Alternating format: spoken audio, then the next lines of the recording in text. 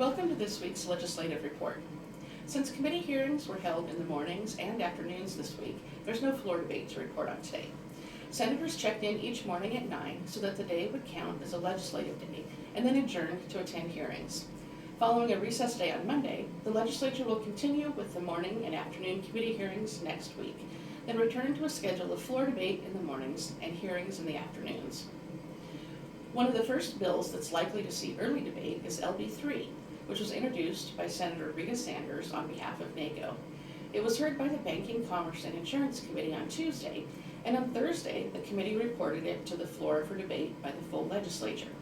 The bill would harmonize bond provisions and set a deadline for public bodies to notify county assessors of the passage of a bond issue so that they have time to build the tax districts before certifying valuations.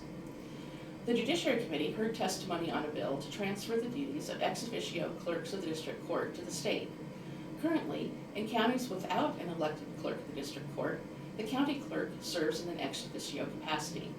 LB 363 would transfer all of the ex officio offices of the clerk of the district court to the clerk magistrate serving in county court. This transition would occur during 2024 and 2025. Clerks of the district court, ex officio clerks of the district court, and NACO testified in opposition.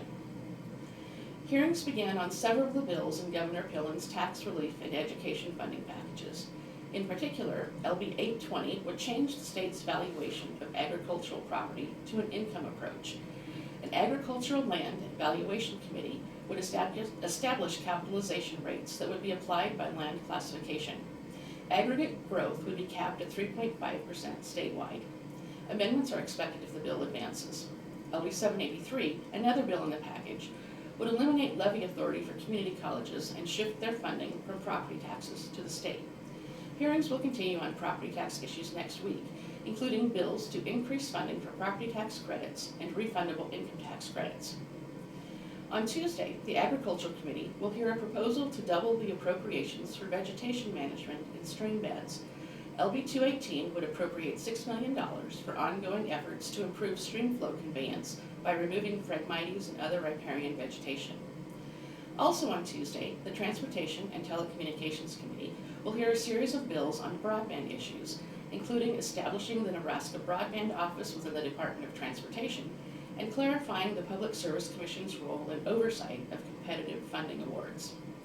Hearings will continue on criminal justice and law enforcement reforms on Wednesday. LB 284 would require all law enforcement officers to have a bachelor's degree by 2033 or be enrolled for completion of a bachelor's degree by 2037. LB 253 would create a law enforcement training academy in Scottsbluff. On Thursday, the Judiciary Committee will hear bills on medicinal cannabis, decriminalizing marijuana, and adopting clean slate provisions for persons with cannabis convictions.